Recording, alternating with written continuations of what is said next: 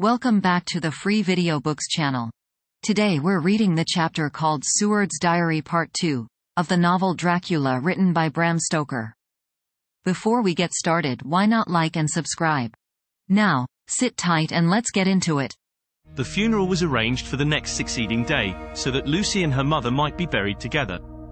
I attended to all the ghastly formalities, and the urbane undertaker proved that his staff were afflicted or blessed with something of his own obsequious suavity. Even the woman who performed the last offices for the dead remarked to me, in a confidential, rather professional way, when she had come out from the death chamber, "She makes a very beautiful corpse, sir. It's quite a privilege to attend on her. It's not too much to say that she will do credit to our establishment." I noticed that Van Helsing never kept far away. This was possible from the disordered state of things in the household. There were no relatives at hand, and as Arthur had to be back the next day to attend at his father's funeral, we were unable to notify anyone who should have been bidden. Under the circumstances, Van Helsing and I took it upon ourselves to examine papers, etc. He insisted upon looking over Lucy's papers himself. I asked him why, for I feared that he, being a foreigner, might not be quite aware of English legal requirements, and so might in ignorance make some unnecessary trouble. He answered me, I know. You forget that I am a lawyer as well as a doctor. But this is not altogether for the law. You knew that, when you avoided the coroner. I have more than him to avoid. There may be papers more such as this." As he spoke, he took from his pocketbook the memorandum which had been in Lucy's breast, and which she had torn in her sleep. "When you find anything of the solicitor who is for the late Mrs. Westenra, seal all her papers, and write him tonight. For me, I watch here in the room and in Miss Lucy's old room all night, and I myself search for what may be. It is not well that her very thoughts go into the hands of strangers." I went on with my part of the work, and in another half hour had found the name and address of Mrs. Westenra's solicitor and had written to him. All the poor lady's papers were in order. Explicit directions regarding the place of burial were given. I had hardly sealed the letter, when, to my surprise, Van Helsing walked into the room, saying, "Can I help you, friend John? I am free, and if I may, my service is to you." "Have you got what you looked for?" I asked, to which he replied, "I did not look for any specific thing. I only hope to find, and find I have, all that there was only some letters and a few memoranda, and a diary new begun. But I have them here, and we shall for the present say nothing of them. I shall see that poor lad tomorrow evening, and, with his sanction, I shall use some." When we had finished the work in hand, he said to me, "And now, friend John, I think we may to bed. We want sleep, both you and I, and rest to recuperate. Tomorrow we shall have much to do, but for the tonight there is no need of us." Alas! Before turning in we went to look at poor Lucy. The undertaker had certainly done his work well, for the room was turned into a small chapel ardent. There was a wilderness of beautiful white flowers, and death was made as little repulsive as might be. The end of the winding sheet was laid over the face. When the professor bent over and turned it gently back, we both started at the beauty before us, the tall wax candles showing a sufficient light to note it well. All Lucy's loveliness had come back to her in death, and the hours that had passed, instead of leaving traces of decay's effacing fingers, had but restored the beauty of life, till positively I could not believe my eyes that I was looking at a corpse. The professor looked sternly grave. He had not loved her as I had, and there was no need for tears in his eyes. He said to me, "Remain till I return," and left the room. He came back with a handful of wild garlic from the box waiting in the hall, but which had not been opened, and placed the flowers amongst the others on and around the bed. Then he took from his neck, inside his collar, a little gold crucifix, and placed it over the mouth. He restored the sheet to its place, and we came away. I was undressing in my own room, when, with a premonitory tap at the door, he entered, and at once began to speak. "Tomorrow I want you to bring me, before night, a set of post-mortem knives." "Must we make an autopsy?" I asked. "Yes and no. I want to operate, but not as you think. Let me tell you now, but not a word to another. I want to cut off her head and take out her heart." "Ah, you a surgeon, and so shocked? You, whom I have seen with no tremble of hand or heart, do operations of life and death that make the rest shudder. Oh, but I must not forget, my dear friend John, that you loved her, and I have not forgotten it, for it is I that shall operate, and you must only help. I would like to do it tonight. But for Arthur I must not. He will be free after his father's funeral tomorrow, and he will want to see her to see it. Then, when she is coffined ready for the next day, you and I shall come when all sleep. We shall unscrew the coffin lid, and shall do our operation, and then replace all, so that none know, save we alone. But why do it at all? The girl is dead. Why mutilate her poor body without need? And if there is no necessity for a post-mortem and nothing to gain by it, no good to her, to us, to science, to human knowledge, why do it? Without such it is monstrous. For answer he put his hand on my shoulder, and said, with infinite tenderness, "Friend John, I pity your poor bleeding heart, and I love you the more because it does so bleed. If I could, I would take on myself the burden that you do bear. But there are things that you know not, but that you shall know, and bless me for knowing, though they're not pleasant things. John, my child, you have been my friend now many years, and yet did you ever know me to do any without good cause? I may err, I am but man, but I believe in all I do. Was it not for these causes that you sent for me when the great trouble came? Yes. Were you not amazed, nay horrified, when I would not let Arthur kiss his love though she was dying, and snatched him away by all my strength? Yes. And yet you saw how she thanked me, with her so beautiful dying eyes, her voice, too, so weak, and she kissed my rough old hand and blessed me. Yes. And did you not hear me swear promise to her, that so she closed her eyes grateful? Yes. Well, I have good reason now for all I want to do. You have for many years trust me, you have believed me weeks past, when there be things so strange that you might have well doubt. Believe me yet a little, friend John. If you trust me not, then I must tell what I think, and that is not perhaps well. And if I work as work I shall, no matter trust or no trust, without my friend trust in me, I work with heavy heart and feel, oh, so lonely when I want all help and courage that may be. He paused a moment and went on solemnly, Friend John, there are strange and terrible days before us. Let us not be two, but one, that so we work to a good end. Will you not have faith in me? I took his hand, and promised him. I held my door open as he went away, and watched him go into his room and close the door. As I stood without moving, I saw one of the maids pass silently along the passage. She had her back towards me, so did not see me, and go into the room where Lucy lay. The sight touched me. Devotion is so rare, and we are so grateful to those who show it unasked to those we love. Here was a poor girl putting aside the terrors which she naturally had of death to go watch alone by the bier of the mistress whom she loved, so that the poor clay might not be lonely till laid to eternal rest. I must have slept long and soundly, for it was broad daylight when Van Helsing waked me by coming into my room. He came over to my bedside and said, "You need not trouble about the knives, we shall not do it." "Why not?" I asked, for his solemnity of the night before had greatly impressed me. "Because," he said sternly, "it is too late or too early. See, here," he held up the little golden crucifix. "This was stolen in the night." "How, stolen?" I asked in wonder, "since you have it now?" "Because I get it back from the worthless wretch who stole it, from the woman who robbed the dead and the living. Her punishment will surely come, but not through me. She knew not altogether what she did, and thus unknowing, she only stole. Now we must wait." He went away on the word, leaving me with a new mystery to think of, a new puzzle to grapple with. The forenoon was a dreary time, but at noon the solicitor came, Mr. Marquand, of Holman, Sons, Marquand and Lidderdale. He was very genial and very appreciative of what we had done, and took off our hands all cares as to details. During lunch he told us that Mrs. Westenra had for some time expected sudden death from her heart, and had put her affairs in absolute order. He informed us that, with the exception of a certain entailed property of Lucy's father's which now, in default of direct issue, went back to a distant branch of the family, the whole estate, real and personal, was left absolutely to Arthur Holmwood. When he had told us so much he went on, "Frankly, we did our best to prevent such a testamentary disposition, and pointed out certain contingencies that might leave her daughter either penniless or not so free as she should be to act regarding a matrimonial alliance.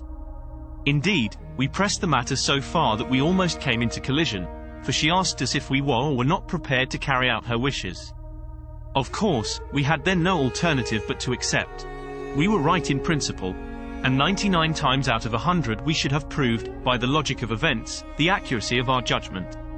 Frankly, however, I must admit that in this case any other form of disposition would have rendered impossible the carrying out of her wishes. for by her predeceasing her daughter the latter would have come into possession of the property, and, even had she only survived her mother by 5 minutes, her property would, in case there were no will, and a will was a practical impossibility in such a case, have been treated at her decease as under intestacy. In which case Lord Godalming, though so dear a friend, would have had no claim in the world, and the inheritors, being remote, would not be likely to abandon their just rights, for sentimental reasons regarding an entire stranger. I assure you, my dear sirs, I am rejoiced at the result, perfectly rejoiced. He was a good fellow, but his rejoicing at the one little part in which he was officially interested of so great a tragedy was an object lesson in the limitations of sympathetic understanding. He did not remain long, but said he would look in later in the day and see Lord Godalming. His coming, however, had been a certain comfort to us, since it assured us that we should not have to dread hostile criticism as to any of our acts. Arthur was expected at 5 o'clock, so a little before that time we visited the death chamber. It was so in very truth, for now both mother and daughter lay in it. The undertaker, true to his craft, had made the best display he could of his goods, and there was a mortuary air about the place that lowered our spirits at once. Van Helsing ordered the former arrangement to be adhered to, explaining that, as Lord Godalming was coming very soon, it would be less harrowing to his feelings to see all that was left of his fiancée copyright quite alone. The undertaker seemed shocked at his own stupidity and exerted himself to restore things to the condition in which we left them the night before, so that when Arthur came such shocks to his feelings as we could avoid were saved. Poor fellow! He looked desperately sad and broken. Even his stalwart manhood seemed to have shrunk somewhat under the strain of his much-tried emotions. He had, I knew, been very genuinely and devotedly attached to his father, and to lose him, and at such a time, was a bitter blow to him. With me he was warm as ever, and to Van Helsing he was sweetly courteous, but I could not help seeing that there was some constraint with him. The professor noticed it, too, and motioned me to bring him upstairs. I did so, and left him at the door of the room, as I felt he would like to be quite alone with her, but he took my arm and led me in, saying huskily, "You loved her too, old fellow, she told me all about it, and there was no friend had a closer place in her heart than you. I don't know how to thank you for all you have done for her. I can't think yet." Here he suddenly broke down, and threw his arms round my shoulders and laid his head on my breast, crying, "Oh, Jack, Jack, what shall I do? The whole of life seems gone from me all at once, and there is nothing in the wide world for me to live for." I comforted him as well as I could. In such cases men do not need much expression. A grip of the hand, the tightening of an arm over the shoulder, a sob in unison, are expressions of sympathy dear to a man's heart. I stood still and silent till his sobs died away, and then I said softly to him, "Come and look at her." Together we moved over to the bed, and I lifted the lawn from her face. God, how beautiful she was! Every hour seemed to be enhancing her loveliness. It frightened and amazed me somewhat, and as for Arthur, he fell a trembling, and finally was shaken with doubt as with an ague. At last, after a long pause, he said to me in a faint whisper, "Jack, is she really dead?"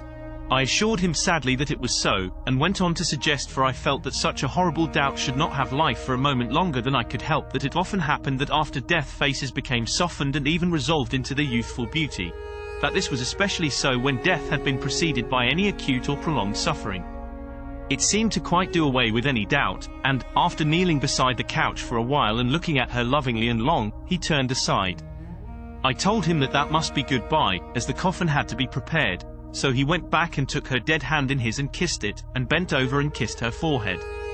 He came away, fondly looking back over his shoulder at her as he came. I left him in the drawing room, and told Van Helsing that he had said goodbye, so the latter went to the kitchen to tell the undertaker's men to proceed with the preparations and to screw up the coffin. When he came out of the room again I told him of Arthur's question, and he replied, "I am not surprised. Just now I doubted for a moment myself. We all dined together, and I could see that poor Art was trying to make the best of things." Van Helsing had been silent all dinner time, but when we had lit our cigars he said, "Lord," but Arthur interrupted him. "No, no, not that, for God's sake. Not yet at any rate. Forgive me, sir, I did not mean to speak offensively, it is only because my loss is so recent." The professor answered very sweetly, "I only used that name because I was in doubt. I must not call you Mr., and I have grown to love you, yes, my dear boy, to love you as Arthur." Arthur held out his hand, and took the old man's warmly. "Call me what you will," he said. "I hope I may always have the title of a friend. And let me say that I am at a loss for words to thank you for your goodness to my poor dear." He paused a moment, and went on, "I know that she understood your goodness even better than I do, and if I was rude or in any way wanting at that time you acted so you remember." The professor nodded. "You must forgive me," he answered with a grave kindness. "I know it was hard for you to quite trust me then, for to trust such violence needs to understand. And I take it that you cannot trust me now, for you do not yet understand. And there may be more times when I shall want you to trust when you cannot and may not and must not yet understand. But the time will come when your trust shall be whole and complete in me, and when you shall understand as though the sunlight himself shone through. Then you shall bless me from first to last for your own sake, and for the sake of others and for her dear sake to whom I swore to protect." "And, indeed, sir," said Arthur warmly, "I shall in all ways trust you. I know and believe you have a very noble heart, and you were Jack's friend, and you were hers. You shall do what you like." The professor cleared his throat a couple of times, as though about to speak, and finally said, "May I ask you something now?" "Certainly. You know that Mrs. Westenra left you all her property?" "No, poor dear, I never thought of it. And as it is all yours, you have a right to deal with it as you will. I want you to give me permission to read all Miss Lucy's papers and letters. Believe me, it is no idle curiosity. I have a motive of which, be sure, she would have approved. I have them all here. I took them before we knew that all was yours, so that no strange hand might touch them, no strange eye look through words into her soul. I shall keep them, if I may. Even you may not see them yet, but I shall keep them safe. No word shall be lost, and in the good time I shall give them back to you. It's a hard thing I ask, but you will do it, will you not, for Lucy's sake?" Arthur spoke out heartily, like his old self. "Dr. Van Helsing, you may do what you will. I feel that in saying this I am doing what my dear one would have approved. I shall not trouble you with questions till the time comes." The old professor stood up as he said solemnly, "And you are right. There will be pain for us all, but it will not be all pain, nor will this pain be the last. We and you too, you most of all, my dear boy, will have to pass through the bitter water before we reach the sweet. But we must be brave of heart and unselfish, and do our duty, and all will be well." I slept on a sofa in Arthur's room that night. Van Helsing did not go to bed at all. He went to and fro, as if patrolling the house, and was never out of sight of the room where Lucy lay in her coffin, strewn with the wild garlic flowers, which sent, through the odor of lily and rose, a heavy, overpowering smell into the night. Mina Harker's journal, the 22nd of September, in the train to Exeter. Jonathan sleeping. It seems only yesterday that the last entry was made, and yet how much between then, in Whitby and all the world before me, Jonathan away and no news of him. And now, married to Jonathan a solicitor, a partner, rich, master of his business, Mr. Hawkins dead and buried, and Jonathan with another attack that may harm him. Some day he may ask me about it. Down it all goes. I am rusty in my shorthand, see what unexpected prosperity does for us, so it may be as well to freshen it up again with an exercise anyhow. The service was very simple and very solemn. There were only ourselves and the servants there, one or two old friends of his from Exeter, his London agent, and a gentleman representing Sir John Paxton, the president of the Incorporated Law Society. Jonathan and I stood hand in hand, and we felt that our best and dearest friend was gone from us. We came back to town quietly, taking a bus to Hyde Park Corner. Jonathan thought it would interest me to go into the Row for a while, so we sat down, but there were very few people there, and it was sad looking and desolate to see so many empty chairs. It made us think of the empty chair at home, so we got up and walked down Piccadilly. Jonathan was holding me by the arm, the way he used to in old days before I went to school. I felt it very improper, for you can't go on for some years teaching etiquette and decorum to other girls without the pedantry of it biting into yourself a bit. But it was Jonathan, and he was my husband, and we didn't know anybody who saw us, and we didn't care if they did, so on we walked. I was looking at a very beautiful girl, in a big cartwheel hat, sitting in a Victoria outside Giuliano's, when I felt Jonathan clutch my arm so tight that he hurt me, and he said under his breath, "My God." I am always anxious about Jonathan, for I fear that some nervous fit may upset him again. So I turned to him quickly, and asked him what it was that disturbed him. He was very pale, and his eyes seemed bulging out as, half in terror and half in amazement, he gazed at a tall, thin man, with a beaky nose and black moustache and pointed beard, who was also observing the pretty girl. He was looking at her so hard that he did not see either of us, and so I had a good view of him. His face was not a good face, it was hard, and cruel, and sensual, and his big white teeth, that looked all the whiter because his lips were so red, were pointed like an animal's. Jonathan kept staring at him, till I was afraid he would notice. I feared he might take it ill, he looked so fierce and nasty. I asked Jonathan why he was disturbed, and he answered, evidently thinking that I knew as much about it as he did, "Do you see who it is?" "No, dear," I said. "I don't know him. Who is it?" His answer seemed to shock and thrill me, for it was said as if he did not know that it was to me, Mina, to whom he was speaking. "It is the man himself." The poor dear was evidently terrified at something very greatly terrified. I do believe that if he had not had me to lean on and to support him, he would have sunk down. He kept staring. A man came out of the shop with a small parcel, and gave it to the lady, who then drove off. The dark man kept his eyes fixed on her, and when the carriage moved up Piccadilly he followed in the same direction, and hailed a hansom. Jonathan kept looking after him, and said, as if to himself, "I believe it is the Count, but he has grown young. My God, if this be so. Oh, my God, if I only knew, if I only knew."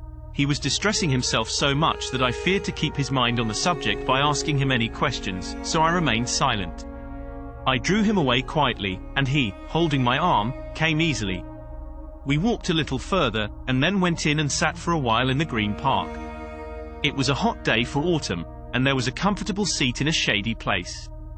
After a few minutes staring at nothing, Jonathan's eyes closed, and he went quietly into a sleep, with his head on my shoulder. I thought it was the best thing for him, so did not disturb him.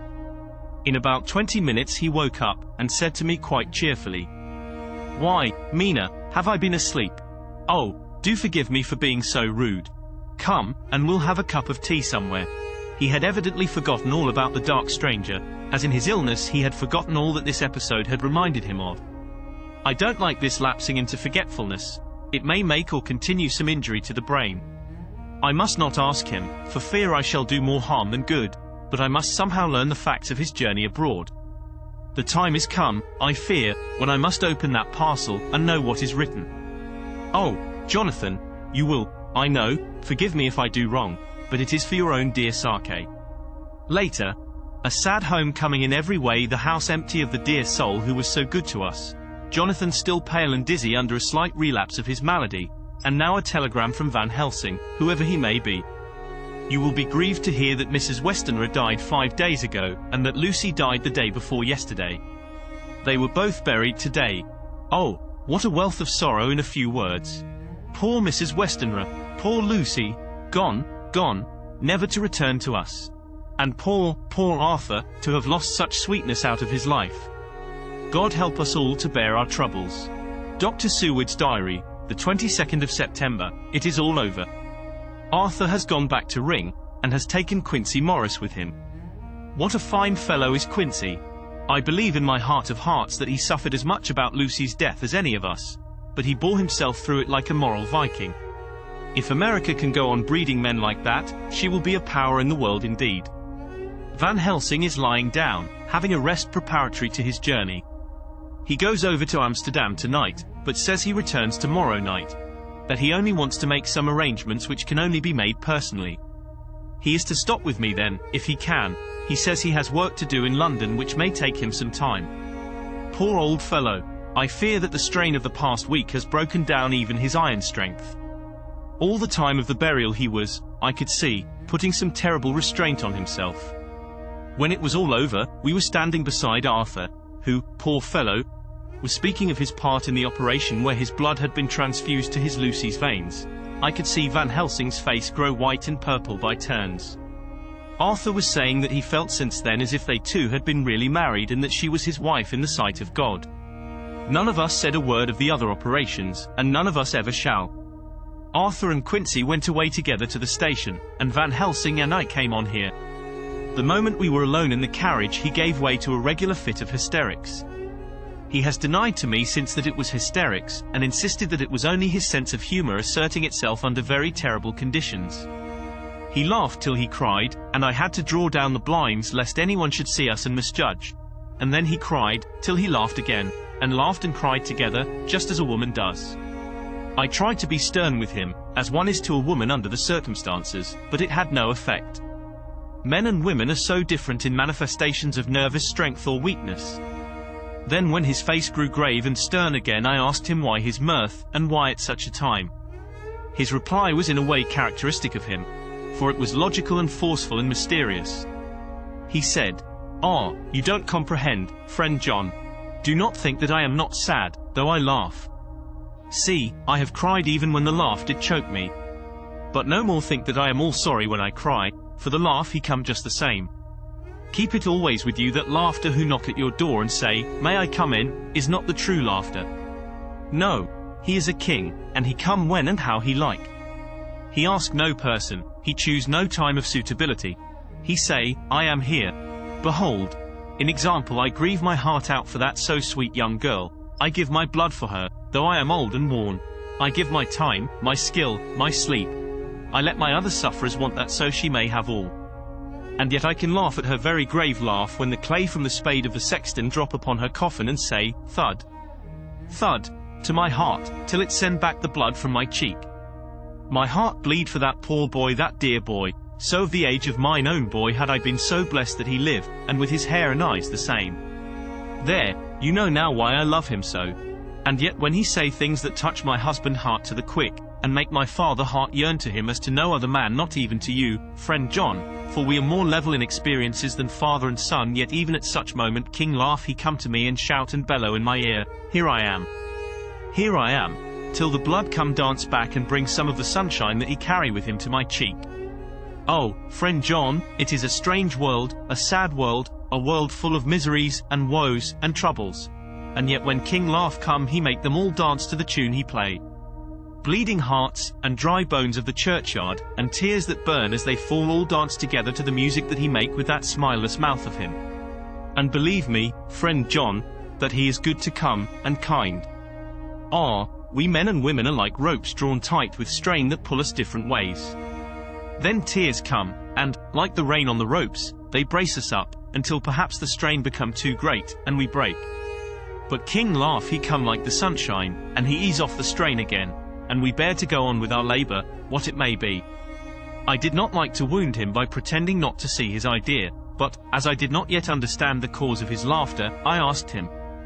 As he answered me his face grew stern, and he said in quite a different tone, "Oh, it was the grim irony of it all, this so lovely lady garlanded with flowers, that looked so fair as life, till one by one we wondered if she were truly dead. She laid in that so fine marble house in that lonely churchyard, where rest so many of her kin, laid there with the mother who loved her, and whom she loved, and that sacred bell going, toll, toll, toll, so sad and slow, and those holy men, with the white garments of the angel, pretending to read books, and yet all the time their eyes never on the page, and all of us with the bowed head. And all for what? She is dead, so. Is it not? Well, for the life of me, Professor, I said, I can't see anything to laugh at in all that. Why, your explanation makes it a harder puzzle than before. But even if the burial service was comic, what about poor Art and his trouble? Why, his heart was simply breaking. Just so, said he not that the transfusion of his blood to her veins had made her truly his bride? Yes, and it was a sweet and comforting idea for him. Quite so, but there was a difficulty, friend John. If so that, then what about the others? Ho, ho, then this so sweet maid is a polyandrist, and me, with my poor wife dead to me, but alive by church's law, though no wits, all gone even I, who am faithful husband to this now no wife, am bigamist. I don't see where the joke comes in there either, I said, and I did not feel particularly pleased with him for saying such things. He laid his hand on my arm, and said, Friend John, forgive me if I pain. I showed not my feeling to others when it would wound, but only to you, my old friend, whom I can trust. If you could have looked into my very heart then when I want to laugh, if you could have done so when the laugh arrived, if you could do so now, when King Laugh have pack up his crown, and all that is to him for he go far, far away from me, and for a long, long time maybe you would perhaps pity me the most of all. I was touched by the tenderness of his tone, and asked why. Because I know, And now we're all scattered, and for many a long day loneliness will sit over our roofs with brooding wings. Lucy lies in the tomb of her kin, a lordly death house in a lonely churchyard, away from teeming London, where the air is fresh, and the sun rises over Hampstead Hill, and where wild flowers grow of their own accord. So I can finish this diary, and God only knows if I shall ever begin another.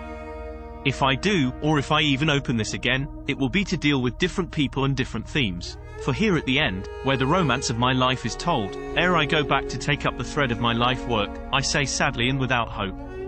Finis. The Westminster Gazette, the 25th of September. A Hampstead mystery. The neighbourhood of Hampstead is just at present exercised with a series of events which seem to run on lines parallel to those of what was known to the writers of headlines as the Kensington Horror, or the Stabbing Woman, or the Woman in Black. During the past 2 or 3 days, several cases have occurred of young children straying from home or neglecting to return from their playing on the heath. In all these cases, the children were too young to give any properly intelligible account of themselves, but the consensus of their excuses is that they had been with a bloofer lady. It has always been late in the evening when they have been missed, and on 2 occasions the children have not been found until early in the following morning. It is generally supposed in the neighbourhood that, as the first child missed gave as his reason for being away that a bloofer lady had asked him to come for a walk, the others had picked up the phrase and used it as occasion served. This is the more natural, as the favourite game of the little ones at present is luring each other away by wiles. A correspondent writes us that to see some of the tiny tots pretending to be the bloofer lady is supremely funny. Some of our caricaturists might, he says, take a lesson in the irony of grotesque by comparing the reality and the picture. It is only in accordance with general principles of human nature that the bloofer lady should be the popular rale at these al fresco performances. Our correspondent Narvieli says that even Ellen Terry could not be so winningly attractive as some of these grubby-faced little children pretend and even imagine themselves to be. There is, however, possibly a serious side to the question, for some of the children, indeed all who have been missed at night, have been slightly torn or wounded in the throat. The wounds seem such as might be made by a rat or a small dog, and although of not much importance individually, would tend to show that whatever animal inflicts them has a system or method of its own. The police of the division have been instructed to keep a sharp lookout for straying children, especially when very young, in and around Hampstead Heath, and for any stray dog which may be about. The Westminster Gazette, the 25th of September. Extra special. The Hampstead Horror. Another child injured. The bloofer lady. We have just received intelligence that another child, missed last night, was only discovered late in the morning under a furze bush at the Shooters Hill side of Hampstead Heath, which is, perhaps, less frequented than the other parts. It has the same tiny wound in the throat as has been noticed in other cases. It was terribly weak, and looked quite emaciated. It too, when partially restored, had the common story to tell of being lured away by the bloofer lady. Did you enjoy today's chapter of Dracula? Why not subscribe and ring the bell? Next time we'll be reading the chapter, Mina Harker's Journal Part 1. Don't miss it.